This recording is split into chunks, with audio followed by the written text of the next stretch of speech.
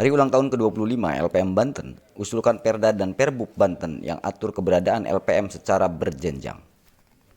Global STP Serang, puluhan pengurus Dewan Pimpinan Daerah Lembaga Pemberdayaan Masyarakat DPD LPM Provinsi Banten dan Kabupaten Kota seprovinsi Banten memperingati hari ulang tahun LPM ke-25 dengan melakukan tasyakuran dilanjutkan dengan rapat kerja di Sekretariat LPM Provinsi Banten di Jalan Jenderal Sudirman, Kota Serang, Jumat siang 1 Agustus 2025.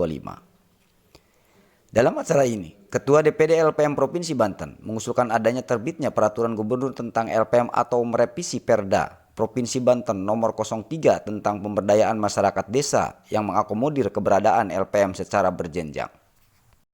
Abdul Rahim Odeh dalam sambutannya menyampaikan, kami berharap ada Perda dan Perbub yang mengatur keberadaan LPM sebagai lembaga di tingkat provinsi, kabupaten, kota, kecamatan, dan desa ataupun kelurahan. Hal ini bertujuan agar para pengurus dan penggiat LPM sesuai dengan tingkatannya bisa lebih leluasa dalam berkarya sebagaimana peran dan fungsinya, karena selama ini yang diatur hanya LPM desa dan kelurahan.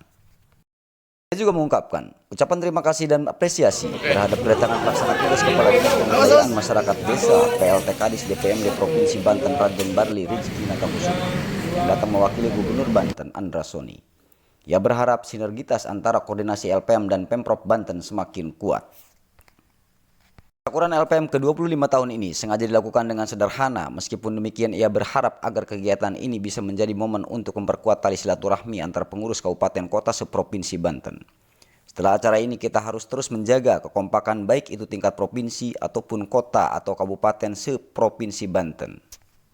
Dalam penutupan sambutannya, dia berharap para pengurus LPM terus membangun sinergitas dengan semua pihak. Kita harus lebih mempererat komunikasi antara pengurus dalam pengelolaan organisasi ini. Dan keluar pun kita harus lebih meningkatkan sinergitas dengan semua pihak. Sementara itu, PLT Kadis DPMD Pemerintahan Provinsi Banten, Raden Barli Rizky Natakusuma, juga mengapresiasi jajaran LPM yang telah menjadi mitra pemerintah dalam menjalankan berbagai program, terutama dalam pemerintahan tingkat desa. Kami sangat mengapresiasi kegiatan-kegiatan LPM. Mudah-mudahan ke depan kita bisa berkolaborasi dengan baik. Dia juga berjanji akan melibatkan para pengurus LPM dalam program kerja ke depan. Nanti kita akan melibatkan pengurus LPM di kegiatan yang didampingi Kepala Bidang Pemberdayaan Kelembagaan Masyarakat Hajah Kustantina.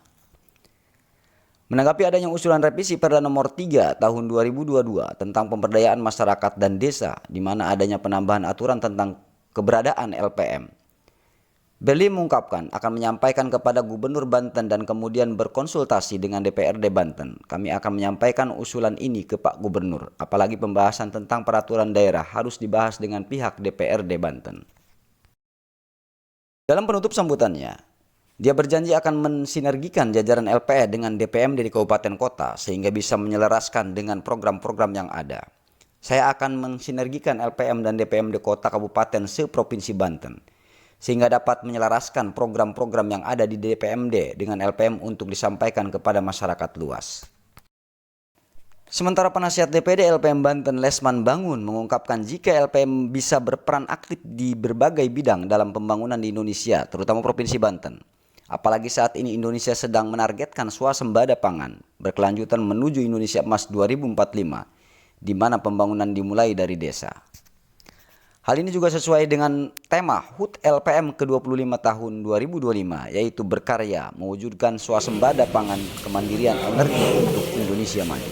Terakhir itu waktu kita ke Lombok, kita ke Lombok kembali ya? Itu terakhir kita dapat sana. Sudah cukup sana. Kita kemudian juga balik 120 orang yang lain kembali. Tidak itu kan? Mudah-mudahan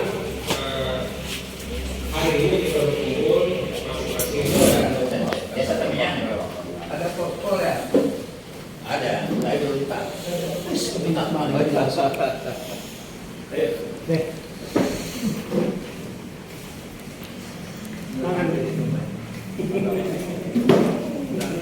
Itu menambahkan, LPM bisa merangkul generasi muda sebagai bentuk kaderisasi dalam kelembagaan ini, karena generasi muda inilah yang akan menjadi penggerak organisasi dan pelaksana program-program yang sesuai dengan program pemerintah di lapangan.